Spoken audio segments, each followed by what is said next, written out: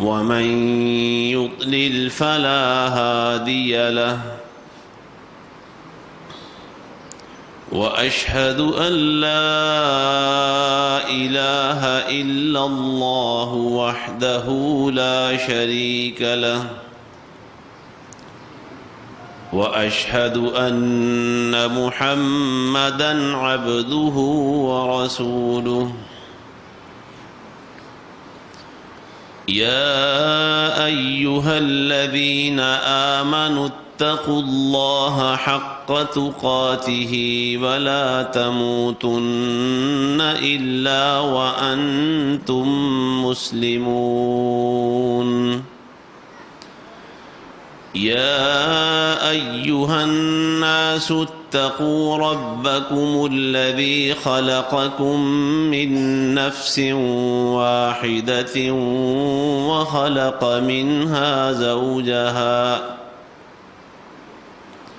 وخلق منها زوجها وبث منهما رجالا كثيرا ونساء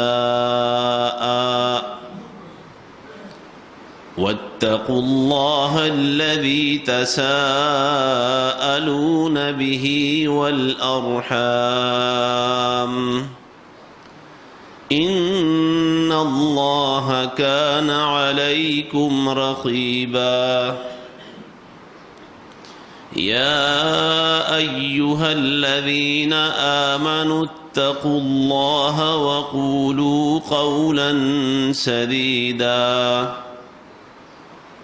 يصلح لكم أعمالكم ويغفر لكم ذنوبكم ومن يطع الله ورسوله فقد فاز فوزا عظيما اللهم صل على محمد وعلى آل محمد كما صليت على إبراهيم وعلى آل إبراهيم إنك حميد مجيد اللهم بارك على محمد وعلى آل محمد كما باركت على إبراهيم وعلى آل إبراهيم إنك حميد مجيد أما بعد فإن خير الحديث كتاب الله وخير الهدي هدي محمد وشر الأمور محدثاتها وكل محدثة بدعة وكل بدعة ضلالة والضلالة في النار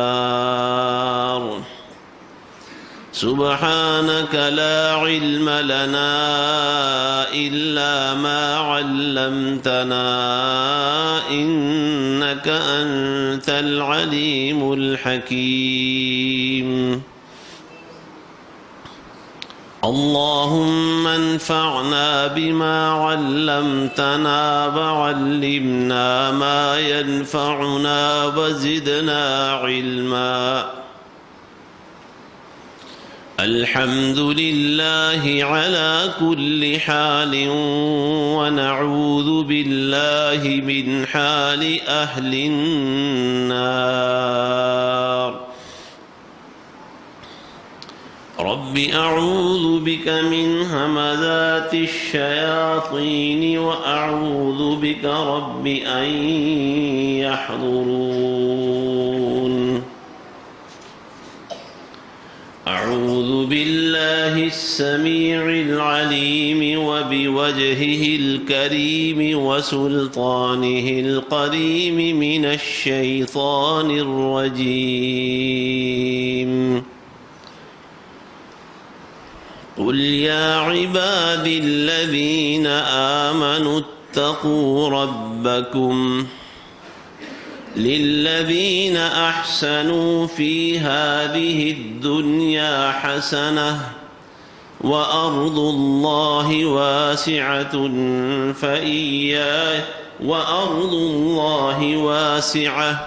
إنما يوفى الصابرون أجرهم بغير حساب۔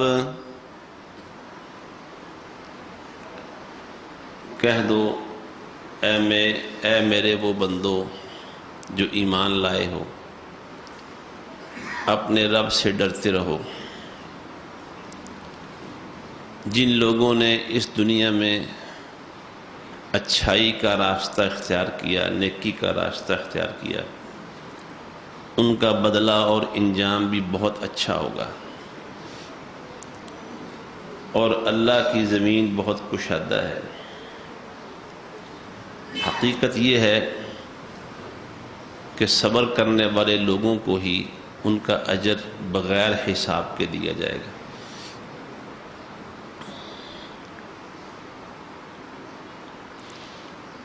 اللہ تعالیٰ نے اپنے ایمان والے بندوں کو مخاطب کر کے اس بات کا حکم دیا ہے کہ اپنے رب سے ہمیشہ ڈرتے رہیں، اس کا تقوی اختیار کریں۔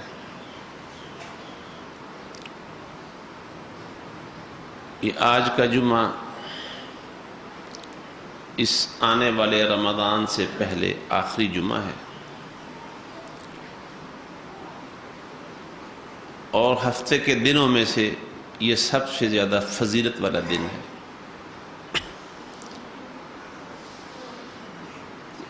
لہذا اس جمعے کی اہمیت کہ یہ جمعے کا دن ہے اور شعبان کا آخری جمعہ ہے، جس کے بعد رمضان شروع ہونے والا ہے۔ ہمیں یہ دیکھنا چاہیے، غور کرنا چاہیے کہ رمضان کا استقبال ہم کس طریقے سے، کس انداز سے کر رہے ہیں۔ اللہ تعالیٰ نے اپنے مومن بندوں کو رمضان کے مہینے کی تیاری کے لیے پہلے سے ایک سلسلہ جاری کر دیا تھا۔ رجب کے مہینے کی فضیلت جو احادیث میں آئی ہے، حرمت والا مہینہ بھی ہے، اور نبی علیہ السلام نے فرمایا کہ یہ وہ مہینہ ہے جس سے لوگ غفلت اختیار کرتے ہیں۔ پھر شعبان کا مہینہ، جس میں نبی علیہ السلام بڑی کثرت کے ساتھ روزے رکھا کرتے تھے، اور سلف صالحین کا معمول اس سے پہلے بتایا گیا ہے۔ تو یہ مرحلہ وار تدریجاً اللہ تعالیٰ اپنے بندوں کو رمضان کی نعمتیں حاصل کرنے کے لیے تیار کر رہے ہیں۔ فکری طور پر، ذہنی طور پر، روحانی طور پر اور عملی طور پر اس مہینے سے فیض یاب ہونے کے لیے اللہ تعالیٰ نے پہلے سے ایک نظام بنایا ہے۔ تو رمضان شروع ہونے سے پہلے آج کے جمعے کے بعد سے ہم سب کو غور کرنا چاہیے اور اپنا جائزہ لینا چاہیے کہ ہم اس سال کے رمضان کا استقبال کس طریقے سے کر رہے ہیں۔ اگر ہم اپنے پورے ماحول کا اور معاشرے کا اچھی طرح سے جائزہ لیں، باریک بینی کے ساتھ دیکھیں، تو حقیقت یہی نظر آتی ہے کہ یہ جو پچھلے 2 مہینے ہیں، ان 2 مہینوں میں بھی ہم نے اور ہماری اکثریت نے گناہوں سے کچھ زیادہ توبہ نہیں کی۔ اللہ تعالیٰ کی طرف رجوع کے حوالے سے ان 2 مہینوں سے پہلے ہماری اکثریت جہاں کھڑی تھی، ان 2 مہینوں میں بھی ہم وہیں کے وہیں کھڑے ہیں۔ اللہ تعالیٰ کا قرب اور نزدیکی حاصل کرنے کے لیے یہ جو 2 تمہیدی مہینے تھے، تمہید یعنی گراؤنڈ تیار کرنا، زمین تیار کرنا، کہ یہ تمہیدی مہینے بھی ہماری اکثریت کے ویسے ہی گزر گئے. یعنی جو غفلت اس سے پہلے تھی ان 2 مہینوں میں بھی قائم ہی رہی. جو گناہ اس سے پہلے زندگی میں موجود تھے ان 2 مہینوں کے دوران بھی ہماری اکثریت ان گناہوں پر قائم رہی. اللہ اور اس کے رسول صلی اللہ علیہ وسلم کی احکام سے دوری کے حوالے سے جہاں ہم پہلے تھے ان 2 مہینوں میں بھی ہم ویسے ہی رہے. اب تو رمضان بالکل سر پہ آ گیا ہے. کہ ہمیں غور نہیں کرنا چاہیے کہ ہم نے ایمان اور اعمال صالحہ کے اس سیزن اور اس موسم سے استفادے کے لیے کیا تیاری کی ہے. اللہ تعالیٰ کی نافرمانی کے ساتھ، اللہ کے ذکر سے غفلت کے ساتھ اس مہینے کا اگر ہم استقبال کریں گے تو بتائیے اس مہینے سے ہم فائدہ کیسے اٹھا سکیں گے. اللہ رب العزت تو قرآن مجید میں اپنے بندوں کو بلا رہے ہیں، اور یہ صدا صرف رمضان کے حوالے سے نہیں، یہ عمومی صدا ہے. اے میرے حبیب کہیے، لوگوں کو بلائیے اور آواز دیجیے، یا عبادی الذین آمنوا اتقوا ربکم، یا عبادی الذین آمنوا اتقوا ربکم. اللہ نے اپنے بندوں سے خطاب کیا ہے، یا عباد، اے میرے بندو. اور ہمارے علماء نے، مفسرین نے لکھا ہے کہ بندوں کے اعزاز کے لیے یہ بات کافی ہے کہ اللہ انہیں اپنے بندے کہہ کر پکارے. اے میرے بندو، اے میرے غلاموں. کون سے غلام، کون سے بندے؟ الذین آمنوا، جو ایمان لائے. اور حکم کیا ہے اللہ جی، ہمارے لیے پیغام کیا ہے؟ فرمایا اتقوا ربکم، اپنے رب سے ہمیشہ ڈرتے رہو، اپنے رب کا تقوی اختیار کرو. اور اللہ کا تقوی کیا ہے؟ یہ اس کے 2 پہلو ہیں. انسان کا ایک تو تعلق ہے اپنے رب کے ساتھ، اپنے خالق کے ساتھ، اپنے مالک کے ساتھ، اپنے رازق کے ساتھ، مالک ارض و سما کے ساتھ، مالک 2 جہاں کے ساتھ ایک تعلق ہے بندے کا. تقوی یہ ہے کہ بندہ اللہ کے ساتھ اپنے معاملے کو ٹھیک کر لے، اللہ کے ساتھ اپنا ناطہ مضبوط کر لے. گناہوں کی وجہ سے، نافرمانیوں کی وجہ سے جو اللہ کے اور بندے کے درمیان فاصلہ حائل ہو گیا، دوری آ گئی ہے، انسان وہ نافرمانیاں چھوڑ کے ان سے توبہ کر کے اپنے اور اپنے رب کے درمیانی فاصلے کو کم کرے، بلکہ ختم کر دے. نماز کی دعا میں یہی تو بات ہے، اللہم باعد بینی وبین خطایای کما باعدت بین المشرق والمغرب. اے اللہ میرے اور میرے گناہوں کے درمیان اتنا فاصلہ ڈال دے جتنا فاصلہ تو نے مشرق اور مغرب کے درمیان ڈالا ہوا ہے. حقیقت یہ ہے کہ بندے اور گناہوں کے درمیان جتنی قربت زیادہ ہوتی ہے، انسان گناہوں کے جتنا قریب ہوتا ہے، اور گناہ انسان کے جس قدر قریب ہوتے ہیں بندہ اسی قدر اپنے رب سے دور ہو جاتا ہے.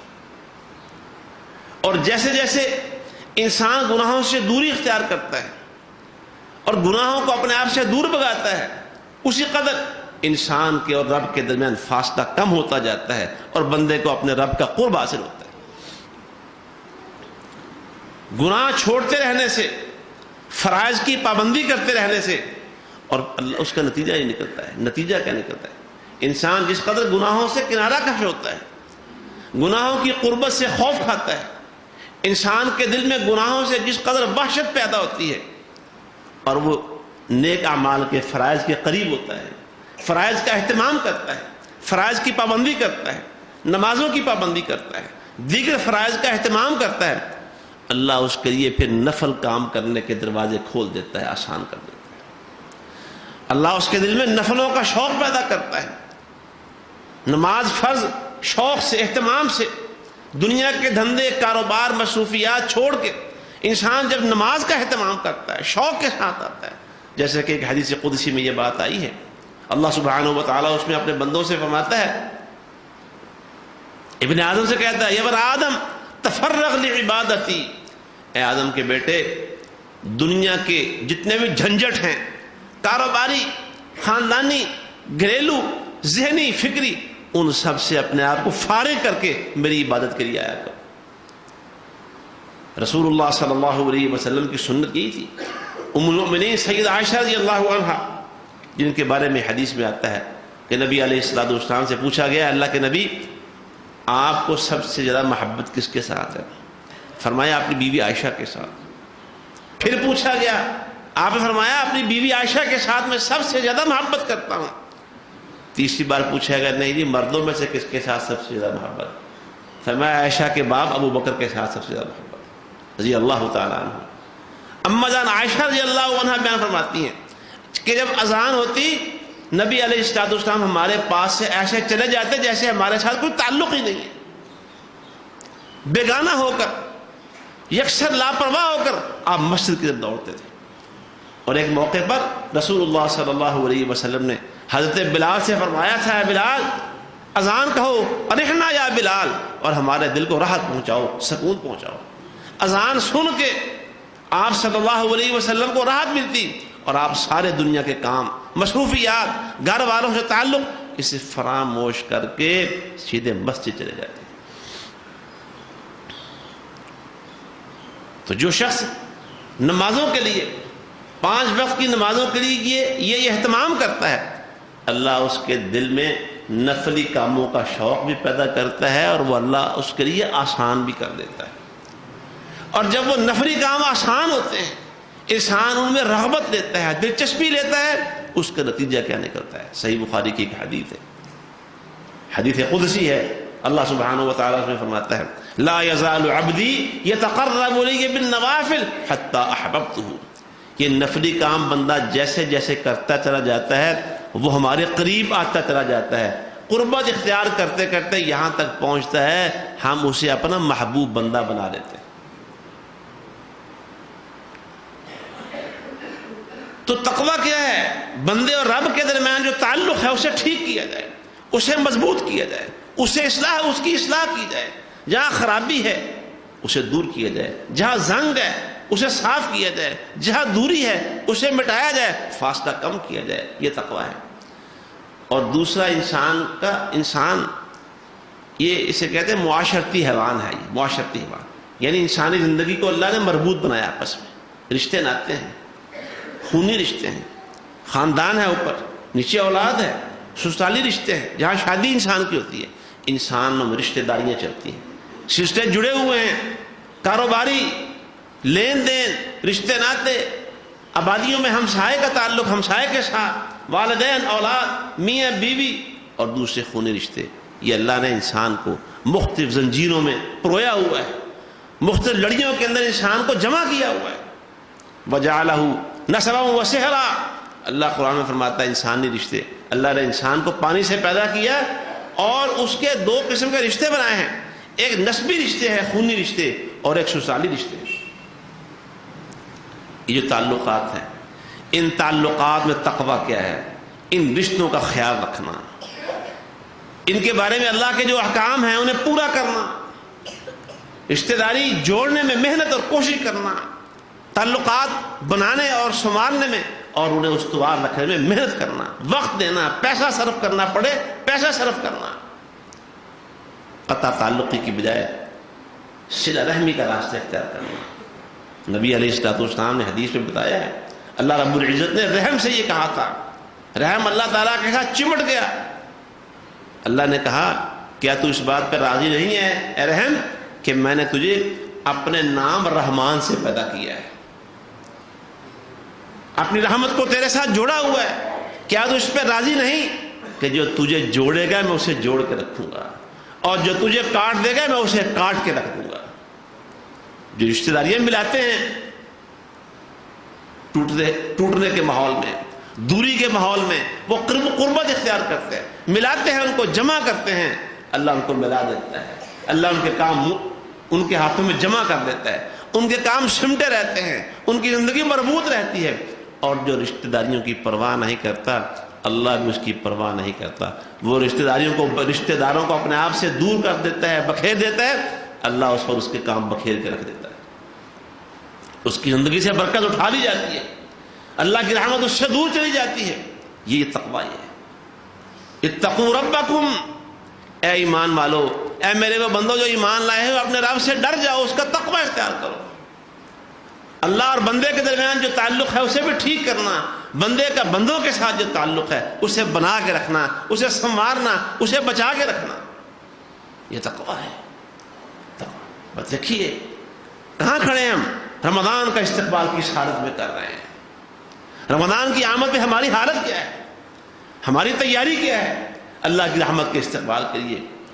کیا اللہ کی نافرمانیوں کے ساتھ اللہ کی رحمت کا استقبال کیا جا سکتا ہے؟ میرے عزیز دوستوں اور معزز خواتین، اللہ کی رحمت تو اللہ کی اطاعت و فرمان برداری کے ساتھ آتی ہے۔ اللہ رب العزت اپنی سعادتوں کے، اپنی رضا کے دروازے ان لوگوں پر کھولتا ہے جو اللہ کی نافرمانی چھوڑ کے اللہ کی اطاعت کی طرف آتے ہیں، جو غفلت کے دن چھوڑ کر اللہ کو یاد کرنے پر لگ جاتے ہیں۔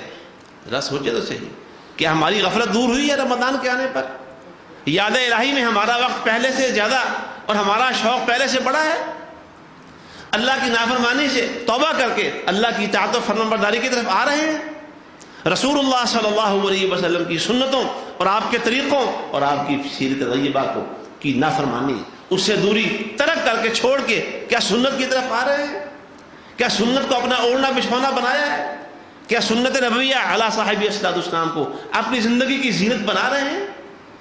اور حقیقت یہ ہے، ایک جملہ سن لیجئے، ایک بات یاد رکھیے، دنیا کی سب سے بڑی سعادت یہ ہے اللہ کسی بندے کو اپنے نبی صلی اللہ علیہ وسلم کے طریقے پہ عمل کی توفیق عطا فرمائے۔ سب سے بڑا سعادت مند ہے وہ انسان جسے سنت نبی سے پیار ہو جائے، جسے اللہ کے نبی کے طریقوں سے پیار ہو جائے، وہ سعادت مند انسان۔ ذرا دیکھیں ہم میں سے کون کون ہیں جنہوں نے اپنے اوپر اور اپنے لیے سنت نبی کا یہ دروازہ کھولا ہے، سعادت کا یہ دروازہ کھولا ہے۔ حقیقت یہ ہے جس نے نبی علیہ السلام کے طریقے کے ساتھ وفا کی، آپ کے طریقے سے پیار کر لیا، جس نے اسے اپنا اوڑھنا بچھونا بنا لیا، جس نے سنت نبی کو اپنے ماتھے کا جھومر بنایا، جس نے سنت نبی کو اپنے دل کی آنکھوں میں ٹھنڈک بنایا، جس نے سنت نبی سے اپنے دل کی اندھیر نگری کو روشنی میں سے بدل ڈالا، جس نے سنت نبی کے ساتھ اپنے دل کی بنجر زمین کو آباد کر لیا، جس نے محبت رسول صلی اللہ علیہ وسلم کے ساتھ اپنے دل و دماغ کو لبریز کر لیا، آباد کر لیا، سرشار کر لیا، اس سے بڑا سعادت مند اس دنیا میں موجود نہیں۔ تو کیا سعادتوں کا یہ دروازہ ہم نے اپنے آپ میں کھولا ہے؟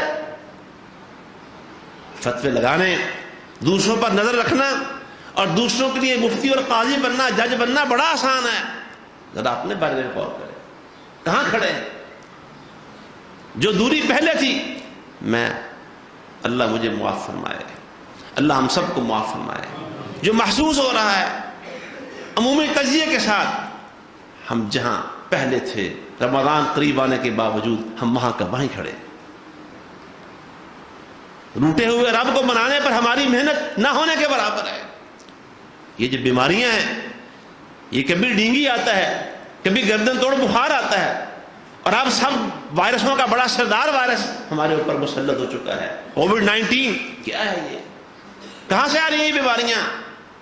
اللہ قرآن میں کہتا ہے، تم کہتے تھے غزوہ بدر میں، یہ بات اللہ اپنے نبی کے اصحاب سے کر رہا ہے۔ اور جانتے ہیں میرے نبی کے اصحاب کون تھے؟ اللہ نے جتنے نبی پیدا کیے اور ان کی جتنی امتیں تھیں، ان سب امتوں سے افضل ترین امت وہ صحابہ کرام کی جماعت رضی اللہ عنہ۔ اللہ کے نبیوں کے بعد علیہ الصلوۃ والسلام، اللہ کے نبیوں کے بعد صحابہ کرام سے افضل جماعت اس کائنات کے اندر نہیں آئی۔ اس زمین نے اور اس آسمان سے ان سے زیادہ افضل اور ان سے زیادہ بہتر لوگ نہیں دیکھے۔ جب غزوہ احد میں انہیں زخم لگے، 70 صحابہ شہید ہوئے، زخمی ہوئے، اللہ کے رسول صلی اللہ علیہ وسلم بھی زخمی ہوئے۔ اللہ فرماتا ہے، تم کہتے تھے یہ مصیبت کہاں سے آ گئی ہمیں، یہ کہاں سے آ گئی؟ اولما اصابتکم مصیبت، جب تمہیں مصیبت آئی تو کہنے رہے تھے کہاں سے آ گئی، کہاں سے آ گئی؟ قل هو من عند انفسکم، اے نبی اپنے یاروں سے کہہ دو یہ تمہارے اندر سے آئی ہے۔ جب ایک طرف قرآن ان کے بارے میں کہتا ہے رضی اللہ عنہم ورضوا عنہ، ان کے لیے اللہ کا معیار کتنا کڑا تھا، کتنا سخت تھا۔ فرمایا جو مصیبت آئی تمہارے اپنے عمل کی وجہ سے آئی، تمہارے اپنے نفس کے اندر سے آئی۔ یہ بیماریاں کہاں سے آ رہی ہیں؟ یہ کہیں دائیں بائیں سے نہیں آ رہی، ہمارے اندر سے پھوٹ رہی ہے۔ ہم نے اپنے رب کو ناراض کیا ہوا ہے اور اسے راضی کرنے کی جستجو نہیں ہے۔ اس رب کو منانے کے لیے ہمارا کوئی پروگرام نہیں ہے، اس رب کے آگے آنسو بہانے کا ہمارے پاس کوئی پلان اور منصوبہ نہیں ہے۔ حالانکہ اس رب کی شان یہ ہے، وہ تو بڑی جلدی مان جاتا ہے، وہ تو بڑا رحمان ہے۔ مشہور بات یہ ہے کہ وہ 80 ماؤں سے زیادہ پیار کرتا ہے۔ 80 مائیں نہیں، ساری دنیا کی ماؤں کا پیار جمع کر لیا جائے، اللہ اپنے بندوں سے اس سے بھی زیادہ پیار کرتا ہے۔ وہ اللہ جو اپنے بندوں سے پیار کرتا ہے اور جس کی رحمت نے اس پوری کائنات کو اپنے احاطے میں لیا ہوا ہے۔ رسول اللہ صلی اللہ علیہ وسلم نے فرمایا جب آسمان و زمین بنے تھے اس وقت اللہ نے ایک تحریر لکھ کے اپنے پاس عرش پر رکھ لی تھی، اور وہ تحریر کیا تھی؟ ان رحمتی سبقت غضبی، میری رحمت میرے غصے سے بڑی ہوئی ہے۔ فرشتے بھی اللہ سے دعائیں کرتے ہوئے یہی کہتے ہیں ربنا وسعت کل شیء رحمۃ وعلما، اے اللہ تو نے اپنی رحمت اور علم سے اس پوری کائنات کو احاطے میں لیا ہوا ہے۔ سیدنا موسیٰ علیہ السلام کی ایک دعا بھی یہی ہے جس میں یہی الفاظ ہیں۔ اللہ خود کہتا ہے، اللہ نے خود ارشاد فرمایا کہ میری رحمت میرے غصے سے بڑی ہے۔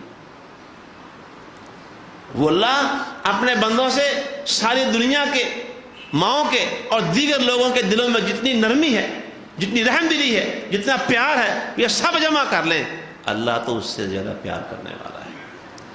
تو بلا اس رب کو منانا مشکل کیسے ہو سکتا ہے؟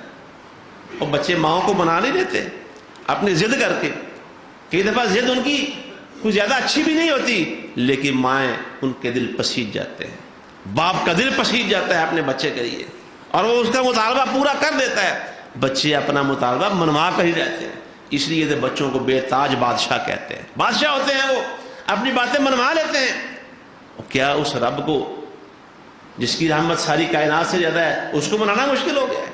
حقیقت یہ ہے ابھی تک ہمیں اس رب کو منانے کا ہم نے ارادہ کیا ہی نہیں ہے، اس رب کو راضی کرنے کا ابھی تک پلان ہی نہیں ہے، ہم نے اس کی نافرمانی سے سچی توبہ کرنے کا ارادہ کیا ہی نہیں ہے۔ اللہ جو فرما رہا ہے توبوا الی اللہ توبۃ نصوحا، اللہ جو فرما رہا ہے انیبوا الی ربکم واسلموا لہ، اور رب کی طرف لوٹ آؤ اور اس کے سامنے ہتھیار ڈال دو، ہتھیار ڈال دو۔ ہتھیار ڈالنے کا مطلب کیا ہوتا ہے؟ اپنے آپ کو قانون کے حوالے کر دو۔ ابھی تک پروگرام ہی نہیں ہے ہمارا، جہاں دینی معاملے میں جہاں تھے وہیں کے وہیں، اس سے آگے بڑھنے کا ارادہ نہیں ہے۔ دنیاوی معاملات میں جو حقوق غصب کر رکھے ہیں، جہاں جہاں ہم نے اپنے پرنالے لگائے ہوئے ہیں، اس جگہ کو چھوڑنے اور پرنالوں کو تبدیل کرنے کا ابھی تک پروگرام بنا ہی نہیں ہے ہمارا۔ ورنہ رب تو بڑا مہربان ہے، ادھر سے بندہ دعا کر کے منہ پہ ہاتھ پھڑ کے ابھی مصلی سے اٹھتا نہیں ہے، اس رب کی رحمت کی برکھا برسنا شروع ہو جاتی ہے۔ اور رب تو ایسا ہے۔ وہ قصہ معروف سنا ہوگا آپ نے، سیدنا سلیمان علیہ السلام اپنے لشکر کو لے کے نکلے تھے بارش کی دعا کرنے کے لیے۔ وہ چیونٹی دیکھ رہی، اللہ نے دکھا دی، جو اپنے ٹانگیں پتلی پتلی آسمان کی طرف کیے ہوئے تھی، اور وہ کہہ رہی تھی اللہ میں بھی تیری مخلوق ہوں، چھوٹی سی مخلوق ہوں، اے اللہ تیری رحمت سے جس طرح باقی لوگ مستغنی اور بے نیاز نہیں رہ سکتے، یہ تیرے نبی سلیمان کا لشکر آ رہا ہے، یا اللہ ہم بھی تیری رحمت سے بے نیاز نہیں رہ سکتے، ہمیں بھی ضرورت ہے تیری رحمت۔ اللہ تعالیٰ نے سلیمان علیہ السلام کو وہ چونٹی کی دعا سنا دی، اور یہ بھی پتہ چل گیا نبی کو کہ دعا قبول ہو گئی ہے۔ سیدنا سلیمان علیہ السلام کہنے لگے لشکر والوں کو اور چلو واپس چلو، ایک دوسری مخلوق کی دعا سے تمہارا بھی کام بن گیا ہے۔ وہ اتنا رحیم ہے، اتنا رحمان ہے، لیکن سوال یہ ہے ہمارا پروگرام بنایا اس کو راضی کرنے کا کہ نہیں بنا؟ ہم نے اس کو راضی کرنے کا ارادہ کیا ہے یا نہیں کیا؟ ہم نے گناہوں سے کنارہ کش ہونے کا فیصلہ کیا ہے یا نہیں کیا؟ اور اس لیے کہ رمضان قریب ہے، اللہ اپنے بندوں کے لیے کیا کچھ نہیں کر رہا۔ رسول اللہ صلی اللہ علیہ وسلم جب بھی رمضان کوئی بھی مہینہ، کسی بھی مہینے کا چاند دیکھتے رہے، کسی بھی مہینے کا چاند دیکھتے، نبی علیہ السلام اللہ سے دعا کیا کرتے تھے اللہم اہللہ علینا بالامن والایمان والاسلام والسلامت والاسلام، یا بالیمن والایمان والسلامت والاسلام، اے اللہ اس چاند کو ہمارے اوپر طلوع فرما دے سلامتی اور اسلام کے ساتھ، برکت اور ایمان کے ساتھ۔ ربی و ربک اللہ، اے چاند تیرا رب بھی اللہ ہے، ہمارا رب بھی اللہ ہے، ہم بھی اس کے مخلوق ہیں، تو بھی اس کی مخلوق، یہ دعا کرتے تھے۔ تو رمضان کے بارے میں آپ نے فرمایا جب رمضان کی پہلی رات ہی ہوتی ہے نا، اللہ اپنے بندوں کے لیے کیا کیا اہتمام کرتا ہے، ثابت ہوتا ہے، پکی بات ہے، اور ایمان و یقین کی گرہیں لگا لیں، اللہ واقعی رحمان و رحیم ہے، اسے واقعی اپنے بندوں سے بڑا پیار ہے۔ ابھی رمضان کا چاند طلوع ہوتا ہے، اور بطلوع کس کے حکم سے ہوتا ہے؟ اسی مالک کے حکم سے۔ یہ دن رات کس کے بنائے ہوئے ہیں؟ اسی کے۔ مہینے کس کے بنائے ہوئے ہیں؟ اسی کے۔ اس نے رمضان کو ایسا مہینہ برکتوں والا بنا دیا، ابھی چاند طلوع ہوتا ہے، اللہ جہنم کے دروازے بند کر دیتا ہے، اللہ شیطانوں کے جو سرغنے اور بڑے بڑے ان کے سردار ہیں، اللہ انہیں جکڑ دیتا ہے، ان کی لیڈرشپ کو اللہ قید کر دیتا ہے، اللہ جنت کے دروازے کھول دیتا ہے، اللہ آسمان کے دروازے کھول دیتا ہے، اللہ اپنی رحمتوں کے دروازے کھول دیتا ہے۔ اور اللہ کے بندوں بتاؤ یہ سارا اہتمام کن کے لیے ہے؟ بندوں کے لیے نہیں ہے؟ بتائیے نا، یہ اہتمام کس کے لیے ہے؟ میرے اور آپ کے لیے ہے۔ اور ہمیں پھر بھی حیا نہ آئے اس اللہ سے، اس کی نافرمانی کرتے ہوئے ہمیں پھر بھی شرم نہ آئے، ہمارے دلوں میں پھر بھی اس کی طرف رجوع کرنے کا خیال پیدا نہ ہو، ہمارے دلوں میں اللہ، اور جس نبی نے یہ سارے پیغام لا کے دیے، یہ سارے پیغام ہمیں کس نے دیے ہیں؟ یہ سارے پیغام ہم تک کس نے پہنچائے ہیں؟ یہ اطلاعات ہمیں کس نے دی ہیں؟ نبی محترم صلی اللہ علیہ وسلم نے، جو صادق و مصدوق ہے۔ اور پھر بھی ہمیں ان کی سنت پر عمل کرنے کا شوق پیدا نہ ہو، پھر بھی ان کی نافرمانی سے ہمیں نفرت پیدا نہ ہو۔ اللہ کے رسول کی نافرمانی کو سینے سے لگائے رکھیں، اللہ کے رسول صلی اللہ علیہ وسلم کی مخالفت کو اپنی زندگی کا حصہ بنائے رکھیں۔ ہم سے بڑا بدبخت کون ہو سکتا ہے؟ ہمیں ان کی نافرمانی سے حیا نہ آئے، اس کی زمین پر، اس کے آسمان کے نیچے، اس کی سانسیں لے کر، اس کا رزق کھا کر، اس کی زبان دی سے بول کر، اس کی آنکھوں سے دیکھ کر، اس کے دیے ہوئے کانوں سے سن کر، پھر بھی اس کی نافرمانی پہ لگے رہے۔ آنکھیں بھی اس کی نافرمانی میں، کان بھی اس کی نافرمانی میں، زبان بھی اس کی نافرمانی میں، یہ پیٹ بھی اس کی نافرمانی میں، یہ جسم بھی اس کی نافرمانی میں۔ کہاں گیا حیا؟ اس اللہ سے جب حیا ہی نہیں ہے، اذا لم تستحی فاصنع ما شئت، تو ہمارا نتیجہ اور ہمارا انجام کیا ہوگا؟ اللہ کہتا ہے یا عباد الذین آمنوا، اے میرے وہ بندو جو ایمان لائے ہو۔ کون ہے وہ ایمان والے؟ ہمارا دعویٰ سب کا یہی ہے، ہم ایمان والے ہیں۔ کیوں جی ہم ایمان والے ہیں کہ نہیں ہیں؟ اللہ ہمیں کہہ رہا ہے اتقوا ربکم، اپنے رب سے ڈر جاؤ، تقوی اختیار کرو۔ اچھا، کہنے میں، باتیں کرنے میں، ظاہری شکل و صورت میں ہم سب متقی ہی نظر آتے ہیں۔ بندہ متقی ہے یا نہیں ہے، یہ اس کے ایکٹ سے پتہ چلتا ہے، اس کے عمل سے پتہ چلتا ہے، اس کے فیصلے سے پتہ چلتا ہے، اس کے اقدام سے پتہ چلتا ہے، اس کے بولنے سے پتہ چلتا ہے، اس کے تولنے سے پتہ چلتا ہے تقوی ہے کہ نہیں ہے۔ وہ اللہ کو نہیں بتانا پڑتا میں متقی ہوں، یہ ایک دوسرے کو ہم بتا لیتے ہیں، میں ہاں جی یار میرے اندر بڑا تقوی ہے، ہاں جی بڑے متقی ہے۔ اللہ کو سب چانن ہے کہ نہیں ہے؟ کون متقی ہے، کون کہاں کھڑا ہے، اس اللہ کو سب خبر ہے۔ رسول اللہ صلی اللہ علیہ وسلم نے جب فرما دیا کہ تقویٰ تو یہاں ہوتا ہے، یہاں 3 دفعہ آپ نے سینے کی طرف اشارہ کر کے فرمایا تقویٰ یہاں ہوتا ہے۔ اور یہاں کے بارے میں دوسرے حدیث میں فرمایا ان اللہ لا ينظر الى صورکم واموالکم، اور اللہ تمہارے چہرے اور تمہارے مال نہیں دیکھتا، ولکن ينظر الى قلوبکم واعمالکم، اللہ کی نظر تمہارے دلوں اور تمہارے عملوں پر ہوتی ہے۔ ڈرے ہیں کہ نہیں ڈرے اللہ سے؟ توبہ کا پروگرام بنا ہے یا نہیں بنا؟ اللہ سے اس کی نافرمانی کرتے ہوئے حیا آتی ہے کہ نہیں آتی؟ یہ اللہ کو سب پتا ہے۔ رمضان آ رہا ہے، استقبال کی تیاری کیا ہے یہ اس کو پتا ہے۔ وہ آج ہی بیٹھ جائیں اللہ کے سامنے، آج ہی بیٹھ جائیں، آج ہی بیٹھ جائیں، سوچیں عزیز بھائیو، بڑی گہرائی سے سوچیں، بڑی گہرائی سے سوچیں۔ یہ پورا سال ہم جنازے اٹھا کے تھکے ہیں، ہمارے قرب و جوار میں، ہمارے ہاتھوں میں، ہمارے ہمسایوں میں، ہمارے رشتہ داروں میں، ہماری صفوں میں سے کتنے بندے چلے گئے اللہ کے پاس؟ گئے ہیں کہ نہیں گئے؟ پچھلے رمضان سے پہلے یہ ویسے تو بات ہوتی رہتی ہیں، ہر سال، ہر دن، ہر ہفتے، ہر مہینے، ہر دن، لیکن پچھلے ایک پورے سال میں جتنے جنازے ہم نے پہلے بھی عرض کیا تھا، جتنے جنازے ہم نے اب پڑھے ہیں اتنے جنازے نہیں پڑھے۔ اچھے بھلے لوگ، تندرست و توانا لوگ، صحت مند لوگ، انسان حیران رہ جاتا ہے، وہ اچھا وہ فلاں وہ تو چنگا بلا سی، کیا ہوا اس کو؟ اللہ کی اجل آ گئی۔ اور کووڈ-19 سے نہیں مر رہے، اللہ کی اجل سے مر رہے ہیں، بیماریوں سے نہیں مر رہے، اللہ کی اجل سے مر رہے ہیں۔ کوئی کس طرح کیا، کوئی کسی طرح گیا، کوئی کسی وجہ سے گیا، کوئی کسی وجہ سے گیا۔ مرتے اللہ کے حکم کے ساتھ ہے، بیماری سے نہیں مرتے۔ موت و حیات کا مالک وہ اللہ ہے۔ اور گئے ہیں کہ نہیں گئے؟ پھر ڈر نہیں آتا کہ رمضان کوئی پتہ نہیں بھائیو، آج باتیں کر رہے اور سن رہے ہیں، گھڑی کا پتہ نہیں ہے، پل کی خبر نہیں ہے کیا ہونے والا ہے۔ اللہ سبحانہ و تعالیٰ قرآن میں ہمیں بالکل واضح طور پر متنبع کر رہا ہے، کسی نفس کو پتہ نہیں ہے اسے کہاں موت آنی ہے اور کل اس نے کیا کرنا ہے۔ پتہ ہے کسی کو؟ خبر ہے کسی کو؟ تو کس چیز کے برتے پر، کس کے سہارے پر اس کی نافرمانی پڑے ہوئے؟ کون سی چیز ہے؟ کون سا ایسا کوئی سرٹیفکیٹ ہے ہمارے پاس؟ کون سی ایسی دستاویز آ گئی ہے میرے اور آپ کے پاس کہ اس رب کی نافرمانی سے ڈر نہیں رہے، توبہ نہیں کر رہے؟ اللہ کے نبی صلی اللہ علیہ وسلم کا جھنڈا ہوگا قیامت کے دن، اللہ کا عرش ہوگا قیامت کے دن، ان کے نیچے جگہ ملے گی، فرمانبرداری کرنے والوں کو ملے گی، نافرمانوں کو نہیں ملے گی۔ اللہ کے نبی کے جھنڈے کے نیچے جگہ چاہیے کہ نہیں چاہیے؟ اللہ کے عرش کا سایہ چاہیے کہ نہیں چاہیے؟